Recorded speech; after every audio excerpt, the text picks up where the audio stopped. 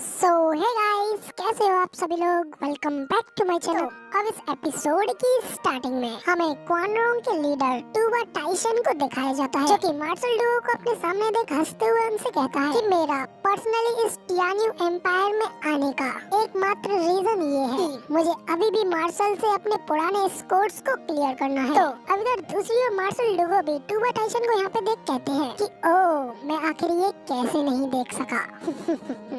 Tuba Tyson Kuan रोंग empire का chief commander आखिर टियान्यू में यहाँ इतनी गहराई में क्या कर रहा है। जुगे चेंग फेंग ने आपको अपने इतने अच्छे लोगों को मेरा सामना करने के लिए क्या दिया। तुम्हें इतने सारे रिसोर्सेज, इतने सारे लोगों को लाने में तुम्हारा बहुत ज्यादा पैसा खर्च हुआ होगा। तो अगर मार्शल की ये बात सुन टूबा टाइसन भी हंसते हुए कहता है कि तुम मेरी स्किन के नीचे नहीं आ सकते डुगु चेंटियान। मैं यहाँ अपने एम्पायर के आदेश पर आया हूँ, न कि अपनी किसी भी प्रकार की नाराजगी दूर करने के लिए। हालांकि मैं अपने लिए भी काफी ज्यादा उत्सुक था, इसलिए मैं इन सब चीजों को अपने लिए भी ऐड कर सकता हूँ। और इतनी 100 सालों से अपने प्रतिद्वंदी होने के नाते मैं तुम्हारे सिर से तुम्हारा सर अपने हाथों से खुद लेना चाहता हूँ। तो अब जब टूबा टाइसन की ये बात सुनने के बाद मार्शल भी इसके ऊपर चिल्लाते हुए कहते हैं कि अपनी इतनी बड़ी बड़ी बातों को करना बंद करो। हम दशकों से लड़ते आ रहे हैं, लेकिन हमेशा हम हर बार बराबरी पर ही खत्म होते हैं। लेकिन ये जानते हुए तुम फिर भी मुझे आज यहाँ पे हराना चाहते हो। तो अगर टूबा टाइसन भी कहता है कि क्यों मैं ये नहीं कर सकता क्या, और अगर मैं गलत नहीं हूँ तो तुम्हारे अभी के इस मूव ने तुम्हारी इस आर्मी की पूरी एनर्जी को खत्म करके एक ग्रेट पावर को यूज किया, जिससे तुमने मेरे इन 8 वुल्फ वार्डन्स को पीछे की ओर खदेड़ दिया। हालांकि तुम्हारे उस मूव को उजागर करने के लिए, इस मूव को अनलिस्ट करने के लिए तुम्हारी आर्मी अभी भी जोर शोरों से काम कर रही है, लेकिन अब तुम्हारी ये पूरी आर्मी हमारे सिर्फ 2-3 राउंड्स में ही पूरी तरीके से डिस्ट्रॉय हो जाएगी। डुगु जेंटियान, जिस कारण से तुमने अपने इस मूव को इस्तेमाल किया है, तुम्हारे उस कदम ने ये पूरी तरीके से क्लियर कर दिया है कि तुम अभी इस समय काफी ज्यादा डेस्परेट, काफी ज्यादा विकट सिचुएशन में हो, वरना तो तुम कभी भी इतनी जल्दी अपने इस मूव का इस्तेमाल नहीं करते। तो इसी कारण आज तुम पहले ही पूरी तरीके से हार चुके हो। तो अब इसीलिए जल्दी करो और मेरे सामने अपनी हार मान करके अपना आत्मसमर्पण कर दो। तो अब टूबा टाइसन की ये सारी बातें सुनने के बाद मार्शल डुओ भी काफी ज्यादा हैरान परेशान हो गए होते हैं, और इसी परेशानी में वो अपने लोगों की ओर मुड़ करके देखते हैं, जबकि दूसरी ओर अपने मार्शल को भी परेशान होते हुए देख उनके लोग भी उनको मोटिवेट करने के लिए आवाज लगाते हैं। लेकिन मार्शल डुओ भी उनकी बात को अच्छी तरीके से समझते हैं और अपनी आंख बंद करते हैं और अपने लोगों से कहते हैं कि क्या तुमको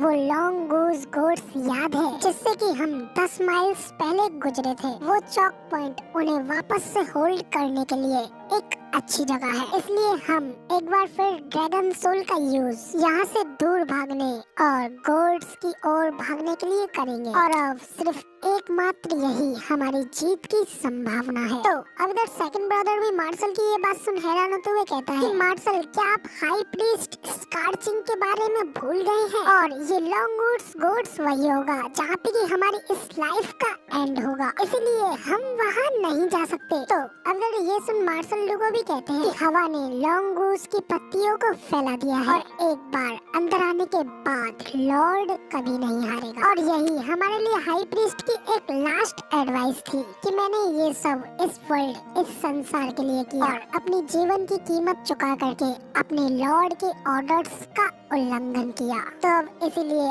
अब वो लॉन्ग गूज गोड्स ही मेरी कब्र बनने वाली है, और वहाँ अंदर जाकर के मैं केवल धूल बन करके ही वापस आऊंगा। इतना कह करके मार्शल एक जोरदार स्टैंस लेते हैं और फिर अपनी आर्मी को और भी ज्यादा मोटिवेट करते हुए कहते हैं, लेकिन हमारे पास आखिर क्या चॉइस है? क्या मैं किसी मूर्खतापूर्ण अंधविश्वास पर अपनी सेना का जीवन दाव लगाने वालों में से हूँ? इतना कह करके मार्शल डुओ फिर अपने चारों होली सन्स से कहते हैं, टाइगर्स, जल्दी से dragon soul formation scorching dragon को तैयार करो। अगर मार्शल की ये बात सुन सेकंड ब्रदर और बाकी के सभी ब्रदर्स और सोल्जर्स भी मोटिवेट होते हुए कहते हैं, जी हाँ बिल्कुल मार्शल। जबकि दूसरी ओर उन लोगों को तैयार होता हुआ देख टूबा टाइसन भी कहता है कि स्प्लिट बीस्ट आर्मी अभी के अभी हमला करो। तो अगर टूबा टाइसन के मुंह से अटैक करने की बात सुन करके ये सभी स्पीड बीस्ट सोल्जर्स भी अटैक करने के लिए आगे बढ़ जाते हैं, जबकि दूसरी ओर मार्शल लोगों की आर्मी फिर से अपनी फॉर्मेशन को तैयार करती है और एक के पीछे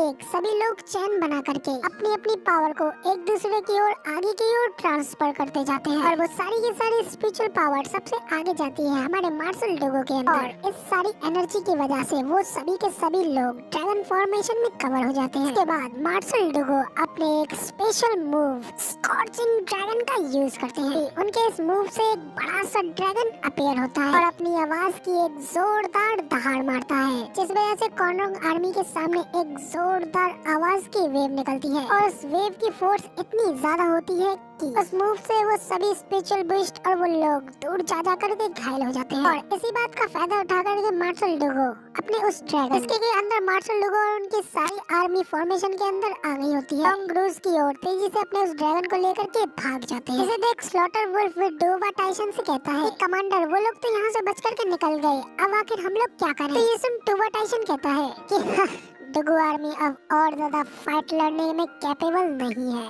तो अब इसीलिए अब ये सबसे अच्छा टाइम है उन लोगों को हराने का। तो अब इसीलिए जल्द से जल्द उनका पीछा करो, वो लोग ज्यादा दूर नहीं जा पाएंगे। तो अब टूबा टाइसन का इतना कहते हैं यहाँ पे हमारा ये वाला सीन चेंज होता है। हमें अगला सीन फिर से डुगो जेंटियान की ड्रैगन सोल फॉर्मेशन को दिखाया जाता है। यहाँ पे कि मार्शल डुगो अपनी आर्मी को लेकर के लॉन्ग वुड्स माउंटेन पर आ गए होते हैं। तभी वहाँ पे पहुँचते ही वो अपने उस ड्रैगन फॉर्मेशन को एक्टिवेट करते हैं, लेकिन उस फॉर्मेशन का यूज करने की वजह से सभी सोल्जर्स और सभी ब्रदर्स काफी ज्यादा एग्जॉस्ट काफी ज्यादा थक गए होते हैं, जिस वजह से सेकंड ब्रदर कहता है ये ड्रैगन सोल फॉर्मेशन काफी ज्यादा कठिन है। इतना कहकर के वो अपने पीछे के सभी सोल्जर्स की ओर देखते हैं, जो कि इतने ज्यादा एग्जॉस्ट हो गए होते हैं कि थकान के मारे वो वहीं पे जमीन पर लेट गए होते हैं।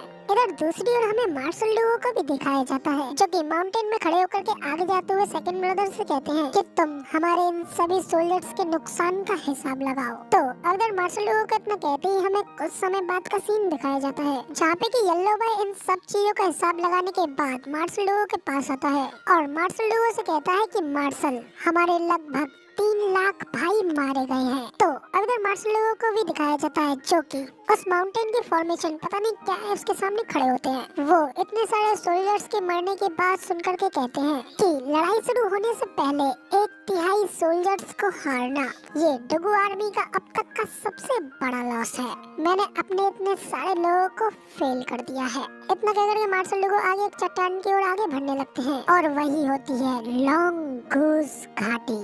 तो अब इधर मार्शल डुगो उस लॉन्ग गूस घाटी की उस चट्टान के ऊपर अपना हाथ रखते हुए अपने मन में कहते हैं कि शायद मैं यहीं पे मरने वाला हूँ। इतना कहकर के मार्शल डुगो उस लॉन्ग गूस घाटी की चट्टान के आगे उस लॉन्ग गूस घाटी की अरे फॉर्मेशन के आगे निकलते हुए कहते हैं कि चलो लेट्स गो, अब आगे बढ़ते हैं। इतना कहकर के मार्शल डुगो और बाकी के सभी लोग उस घाटी में अंदर जाने लगते हैं कि मार्शल डुगो अपनी सोल ड्रैगन फॉर्मेशन को बनाने के बाद वहाँ से अपने लोगों को क्वानरोंग की आर्मी से बचा करके लॉन्ग गूस घाटी पर ले जाते हैं। तो देख स्लॉटर वुल्फ टूबा टाइसन से पूछता है कि कमांडर अब आखिर हम लोग क्या करें, ये लोग तो यहाँ से भाग गए। तो टूबा टाइसन कहता है कि अभी डुगो आर्मी ज्यादा देर तक फाइट बैक करने के लायक नहीं है, इसलिए उन्हें हराने का ये हमारे पास सबसे अच्छा टाइम है, इसलिए अभी के अभी जल्दी से उनका पीछा करो, वो लोग ज्यादा दूर नहीं गए होंगे। तो अब इसी के साथ हमें अगले सीन में दिखाया जाता है कि टूबा टाइसन अपने साथ अपने क्वानरोंग की सारी आर्मी को लेकर के मार्शल डुगो के ट्रेसेस का पीछा करते हुए वो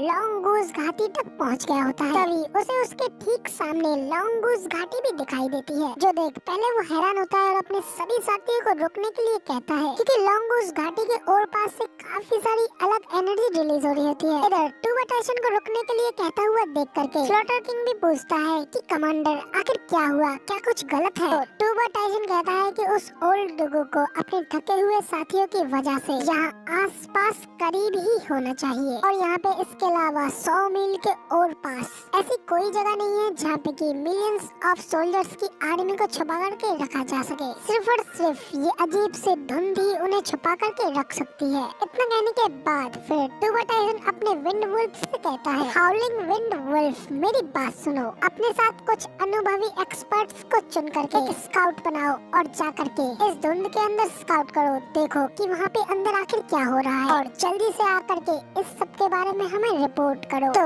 अब इधर अपने कमांडर की बात सुनकर टूबा टाइसन भी तैयार हो जाता है और अपने साथ कुछ स्काउट एक्सपर्ट्स की टीम बनाता है, जिन्हें लेकर के वो लॉन्ग गूस घाटी के अंदर उस धुंध में आगे चला जाता है। तभी अगले सीन में इसी तरह कुछ देर आगे जाने के बाद में टूबा टाइसन और बाकी के सभी लोग अपने बीस्टों के ऊपर बैठ करके वहाँ पे और पास मार्शल की आर्मी को खोजने की कोशिश कर रहे होते हैं। लेकिन तभी उन लोगों को ढूंढते समय विंड वुल्फ के स्पिरिचुअल बीस्ट का पैर खड़े फॉर्मेशन से बने ट्रैप के अंदर आ जाता है, जिस वजह से वो ट्रैप एक्टिवेट हो जाता है और उनके सामने बड़ा सा आग का बवंडर आ जाता है, जो कि ठीक उनको डिस्ट्रॉय करने के लिए उनकी ओर ही आ रहा होता है। ये देख करके विंड वुल्फ भी काफी घबरा जाता है और जल्दी से अपने लोगों से कहता है ये एक अरे ट्रैप है, जल्दी से यहाँ से भागो। कहकर वो उस बवंडर से बच करके दूसरी ओर भागने लगते हैं। लेकिन तभी वो सामने की देख काफी ज्यादा हैरान होता है। येलो बॉय यानी कि डुगू फैन अपनी लाखों की आर्मी के साथ उन लोगों के ऊपर अटैक करने के लिए आगे बढ़ रहा होता है। इसे देख करके विंड वुल्फ और भी ज्यादा घबराते हुए कहता है कि डुगू फैन क्या ये तुम हो?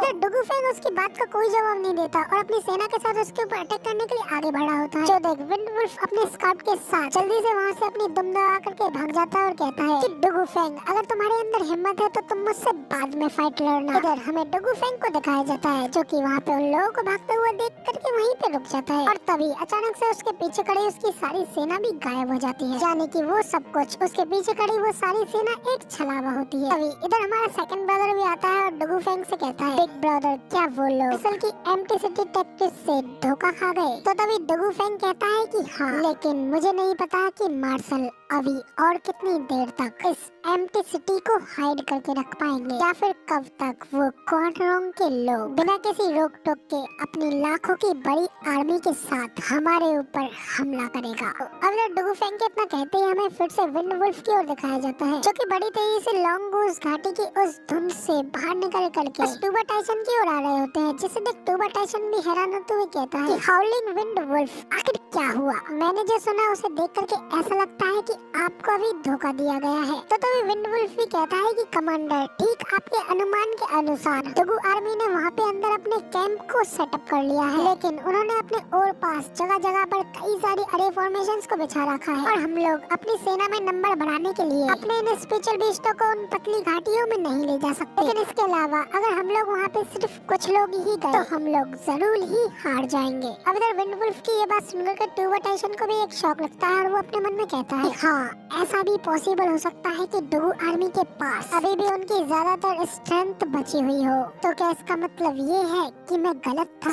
ओल्ड डुगू के लोग अभी तक पूरी तरीके से थके नहीं हैं। तो कहने के बाद टूबा टाइसन सामने की ओर देखते हुए और भी ज्यादा गहराई में सोचने लगता है, जिसके बाद वो अपनी आर्मी को आगे ऑर्डर्स देते हुए कहता है कि अभी के अभी इस पूरी घाटी को चारों ओर से घेर लो, इस तरीके से हम लोग उन्हें पूरी तरीके से भूखा मार देंगे, फिर देखते हैं कि आखिर वो कैसे बाहर नहीं आएंगे। तो अब इसके बाद यहाँ पे हमारा सीन चेंज होता है और हमें कुछ देर बाद का सीन दिखाया जाता है, जहाँ पे की लॉन्ग गूस घाटी की उस धुंध के अंदर मार्शल डुगू का कैंप लगा होता है और वहाँ पे उनके कई सारे सोल्जर्स भूख और थकान के मारे बैठे हुए होते हैं, जबकि कुछ सोल्जर्स बाकी के बचे हुए थोड़े खाने को बना रहे होते हैं। इधर इसी के साथ तभी हमें कैंप के अंदर का भी सीन दिखाया जाता है, जहाँ पे की डुगू फैंग मार्शल को ग्रीट करते हुए कहता है कि मार्शल हालांकि क्वाड्रोंग आर्मी यहाँ पे अंदर आकर के हमारे ऊपर हमला करने की हिम्मत नहीं कर रही है, लेकिन उन्होंने हमारी सप्लाईज को कट करने के लिए हमें इस घाटी में चारों ओर से घेर लिया है। तो अब मार्शल आगे अब आप ही हमें ऑर्डर्स दीजिए। तो अब डुगू फैंग की ये बात सुनने के बाद मार्शल को भी कुछ भी समझ नहीं आ रहा होता है कि अब आखिर वो क्या करें, इसलिए वो फिलहाल डुगू फैंग की इस बात का कोई जवाब नहीं देते हैं। तो तभी ये सब देख करके सेकंड ब्रदर भी कहता है कि और क्या हमें इस समय अपनी मदद के लिए फिफ्थ ब्रदर को बुलाना चाहिए? तो गाइस फिफ्थ ब्रदर से इनका मतलब युनहाई से है, युनहाई जिसके के पास खुद ज़ू फैन है। तो अब जब सेकंड ब्रदर की ये बात सुनकर के बाकी के सभी ब्रदर्स भी काफी ज्यादा खुश हो जाते हैं और कहते हैं कि हाँ, हमारे फिफ्थ ब्रदर ने तो लगातार कई सारी जीतों को भी हासिल किया है और अब तो उसके अंडर में 7 हाउसेस भी हैं। तो तभी रेड बॉय भी कहता है कि हाँ, ल्यूक लेन के पास भले ही लोगों की कमी है, लेकिन उस इनफेबल ज़ू फैन के साथ हमारी इस घेराबंदी को तोड़ सकता है। अब इधर उन सभी भाइयों को ये सारी बातें करता हुआ देख करके मार्शल डोगो काफी ज्यादा गुस्सा हो जाते हैं और कहते हैं कि तुम सभी शांत हो जाओ, शांति बनाओ और मेरी बात सुनो। हम लोग खाली तुम्हारे फिफ्थ को छोड़ करके किसी को भी बुला सकते हैं। इतना कह करके इस सब की वजह से मार्शल डोगो भी गुस्से में अपने दांत पीसने लगते हैं और वो कहते हैं कि ज़ू फेन को जब से ड्रैगन सोल मिली है तब से वो हिज मैजेस्टी की नजरों में आ गया है। वो एम्परर का दुश्मन है, जबकि ओल्ड फिफ्थ हर तरीके से उसके पीछे रहा है। इस वजह से हमारा और उसका जो बंधन था उस वजह से वो तभी टूट गया है। सभी के पास अपनी खुद की फेट, अपना खुद का भाग्य है और इसके अलावा इसके बाद हम ल्यूकलैंड को नष्ट करने ही वाले थे। लेकिन इस समय अब जब हम मुश्किल में है तो हमें उससे अपनी मदद मांगनी होगी। क्या हमारी कोई रेपुटेशन, कोई डिग्निटी नहीं है? तो अब इधर मार्शल डोगो की ये बात सुनने के बाद रेड बॉय भी कहता है कि मगर मार्शल, ओल्ड फिफ्थ को इस सब की कोई परवाह नहीं है। आफ्टर ऑल उसके दिल में हमेशा आपकी जगह एक पिता की रही है। तो अगर ये सुन मार्शल डोगो भी थोड़े इमोशनल हो जाते हैं, लेकिन फिर भी वो अपने इमोशंस पे काबू करते हैं और चिल्लाते हुए अपने चारों होली सन्स से कहते हैं कि मेरी बात सुनो और ध्यान से सुनो। आप में से कोई भी अपने फिफ्थ ब्रदर को मदद के लिए जेड नहीं भेजेगा, वरना तो मैं तुम लोगों के ऊपर मार्शल लॉ का यूज करूंगा। मैं मार्शल लॉ का यूज करते हुए उसे सजा दूंगा। मैं कहने के बाद गुस्से में मार्शल लोग अपनी मुट्ठी बंद करते हुए कहते हैं कि भले ही वो हमारे पास्ट में रहे साथ की रेस्पेक्ट करते हुए हमारी मदद जरूर कर सकता है, लेकिन वो मैं ही था जिसने खुद इस साथ को तोड़ा था। इसलिए अब अगर मैं क्वान रोंग के इस जाल से बचने के लिए उसका इस्तेमाल करने जैसा ये एक छोटा सा काम करता हूँ, फिर तो मैं डुगु जेंटियान नाम कहलाने के लायक ही नहीं हूँ। तो इसलिए अगर तुम लोगों ने उसे इस सब के बारे में बताने का साहस किया तो इस सब से सिर्फ तुम मेरे इस राइटियस नाम को शर्मिंदा कर रहे होंगे। मैंने जो कुछ भी जिया है उसे कीचड़ में फेंक रहा हूँ और इससे मेरे पास जीतने के लिए कोई चेहरा नहीं है। तो अगर मार्शल की ये बात सुनने के बाद बाकी के सभी ब्रदर्स भी एकदम शांत हो जाते हैं और मार्शल से बिना आगे कुछ भी कहे वहाँ से चले जाते हैं। इसके बाद अगला सीन हमें कैंप के कुछ दूर बाहर का दिखाया जाता है, जहाँ पे कि चारों ब्रदर्स एक दूसरे के साथ खड़े होकर के इस चीज के ऊपर बात कर रहे होते हैं। तभी थर्ड ब्रदर यानी कि रेड बॉय कहता है कि बिग ब्रदर और सेकंड ब्रदर, हम लोग फिफ्थ ब्रदर की मदद के बिना यहाँ से जिंदा कैसे निकल पाएंगे? इसलिए मैं चाहता हूँ कि मैं अभी के अभी उस जेड को अपने फिफ्थ ब्रदर तक पहुँचाऊँ। तो तभी ये सुन डुगु फेन कहता है कि क्या तुम भूल गए कि गॉडफादर ने क्या कहा था? यहाँ इस चीज के ऊपर उनकी ईमानदारी दांव पर है। हालांकि फिफ्थ आ सकता है और हमें यहाँ से बचा सकता है, लेकिन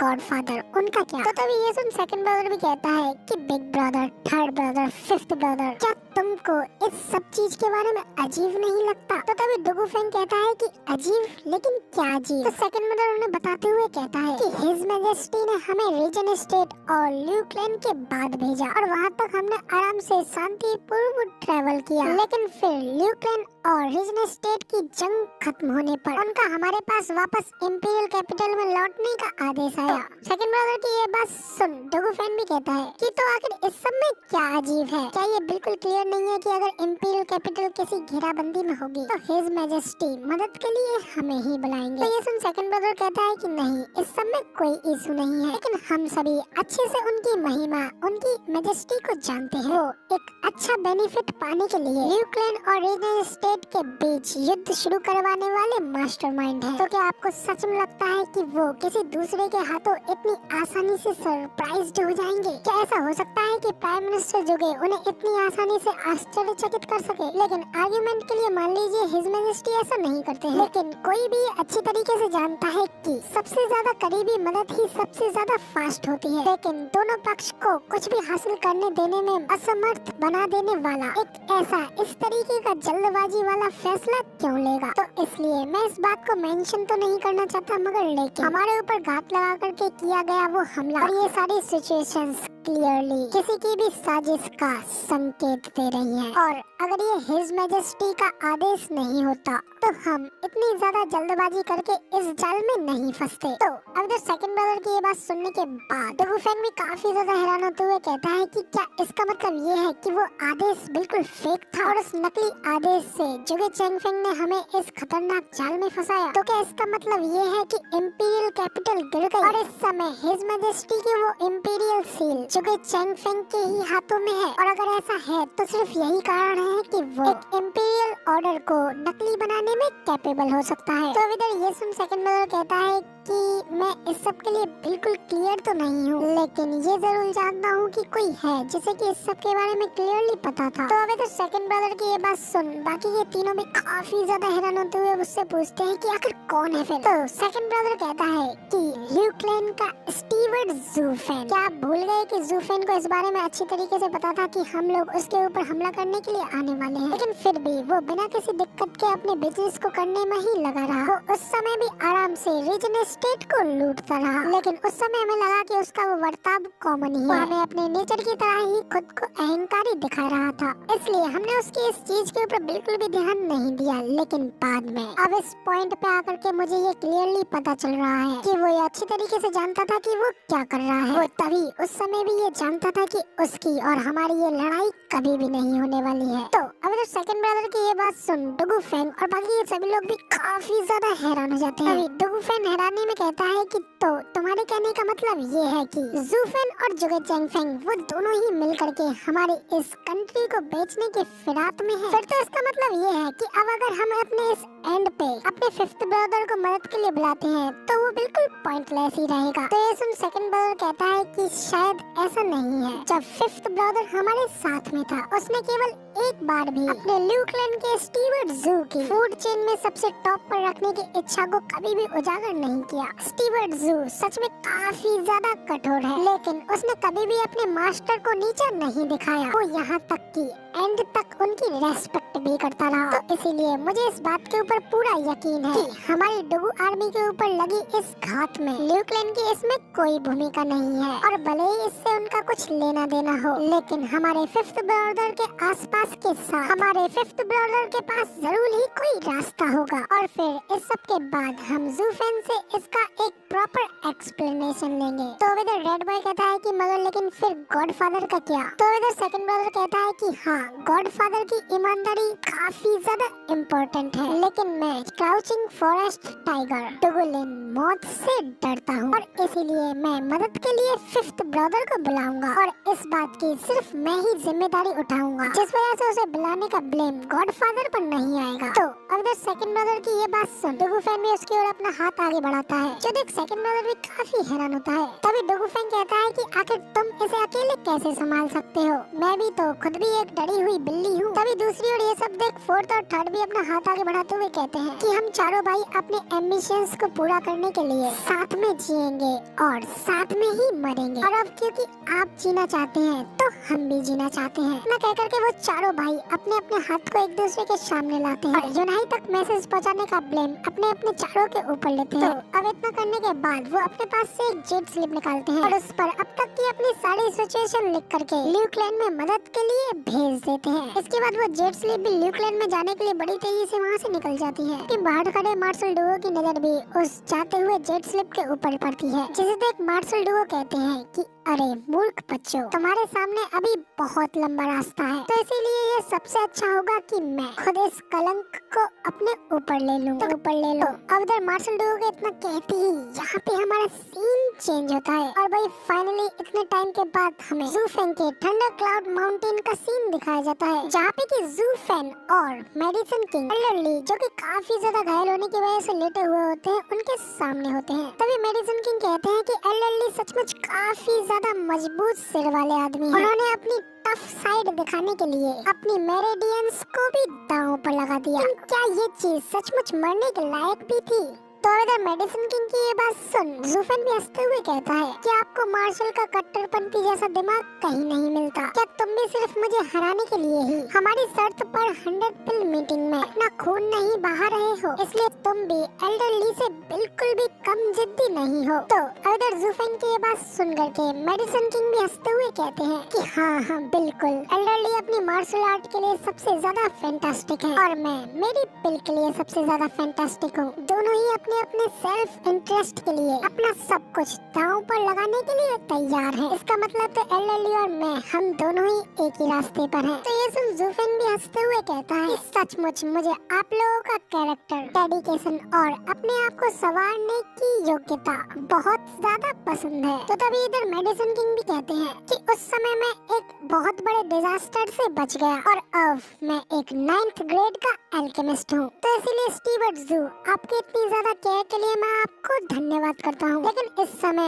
एल्डर ली ने अपनी मेरिडियंस को तोड़ करके अपने आप को अपंग बना लिया है। तो अब आखिर इनका आगे भविष्य कैसा होगा जब वो उठने के बाद ये जानेंगे कि वो आगे अपने आप को मार्शल आर्ट में ट्रेन नहीं कर सकते हैं। तो ये जान करके तो वो अपने आप की आत्महत्या भी कर सकते हैं। बाकी इनको पहले की तरह ठीक करने का एकमात्र रास्ता सिर्फ वो बुद्धि रूट है, लेकिन उस चीज को तो पहले ही रिफाइन कर लिया गया है। तो अब आखिर हम आगे क्या कर सकते हैं? तो मेडिसिन किंग की ये बात सुन ज़ूफेन भी कहता है कि बुद्धि रूट हेवन और अर्थ का एक एसेंस है जो कि एक इंसान को ना खत्म होने वाली जीवन शक्ति देता है, लेकिन वो भी मेरिडियंस को ठीक नहीं कर सकता। बुद्धि रूट सिर्फ केवल एल्डर ली की बॉडी को ही रिकवर कर सकता है। उन्हें उनकी ट्रिपल मेरिडियंस के साथ ये इस प्लेस पर हमेशा के लिए पीक रेडन स्टेज एक्सपर्ट की स्टेज पर ही अटके रहेंगे और ये चीज एक ऐसे मार्शल फैनेटिक के लिए एक बहुत बड़ा झटका होगा। तो इधर ज़ूफेन की ये बात सुन मेडिसिन किंग भी कहते हैं कि ये तो फिर काफी अच्छा रहेगा, इससे कम से कम ये ठीक तो हो सकेंगे। तो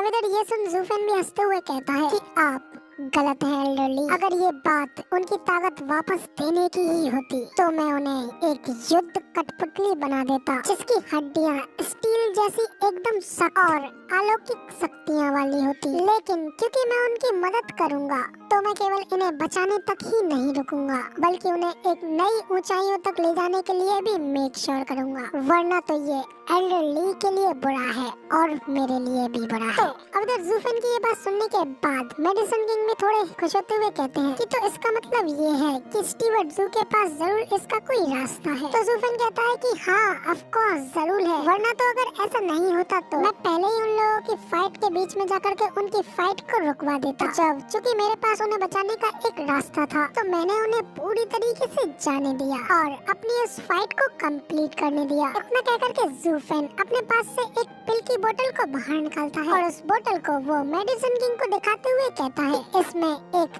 12th ग्रेड का ingredient 100 leaves heavens flower nectar यानी कि अमृत और एक 10th ग्रेड का इंग्रेडिएंट हेवनली डियो है। इन इंग्रेडिएंट्स की वजह से एक 10th ग्रेड की पिल बनती है जिसका के नाम हेवन रीचिंग पिल होता है जो कि इंसान की हड्डियों और नसों दोनों को ही ठीक कर देता है। ये पिल यहाँ तक कि पूरी तरीके से डिस्ट्रॉय हो चुकी मेरिडियंस को भी एकदम नए की तरह बिल्कुल ठीक कर देती है और इस पिल के उस प्रोसेस में आदमी और भी ज्यादा मजबूत हो जाता है और ये पिल एक कल्टीवेटर के लिए सबसे ज्यादा बेस्ट पिल है। तो अब इधर ज़ूफेन की ये सारी बातें सुनने के बाद मेडिसिन किंग का तो मुंह खुला का खुला रह जाता है। वो काफी ज्यादा हैरानी के साथ कहते हैं कि क्या एक 10th ग्रेड की पिल? तो ज़ूफेन उस पिल की डिब्बी को दिखाते हुए मेडिसिन किंग से कहता है कि एल्डर यान, क्या आप अपना हाथ आजमाने के लिए क्यूरियस हैं? अगर सचमुच है तो एक 10th ग्रेड की पिल बना करके अभी अपने आप को चैलेंज करें। तो अब इधर ज़ूफेन के हाथों में उस पिल की डिब्बी को देख करके मेडिसिन किंग भी काफी ज्यादा हैरानी से कहते हैं कि स्टीवर्ट ज़ू, क्या आप सचमुच मुझे ऐसा करने दे रहे हैं? मगर लेकिन क्या हो अगर मैं इसमें फेल हो गया तो ये तो इतने ज्यादा रेयर मटेरियल्स बेकार में वेस्ट हो जाएंगे। ये सुन ज़ूफेन अपनी स्टोरेज रिंग खोलते हुए कहता है कि डोंट वरी, आपको बिल्कुल भी चिंता करने की जरूरत नहीं है, मेरे पास इन सब चीजों का एक बड़ा खजाना है। कहकर ज़ूफेन अपनी स्टोरेज रिंग में से काफी ज्यादा हाई ग्रेड के इंग्रेडिएंट्स को बाहर निकाल देता है जिन्हें देख करके मेडिसिन किंग की आंखें भी चमक जाती है और उनका मुंह खुला का खुला रह जाता है। लेकिन इसी के साथ हमारा ये वाला एपिसोड खत्म हो जाता है और अब इसकी आगे की स्टोरी आप लोगों को अगले हफ्ते देखने को मिलेगी। फिलहाल वीडियो पसंद आई हो तो यार एक लाइक कर देना, साथ ही कमेंट करके जरूर बताना कि आपको हमारा ये वाला वीडियो का एक्सप्लेनेशन कैसा लगा और ऐसी ही अमेजिंग वीडियोस को देखने के लिए चैनल को सब्सक्राइब जरूर से कर देना। शुक्रिया।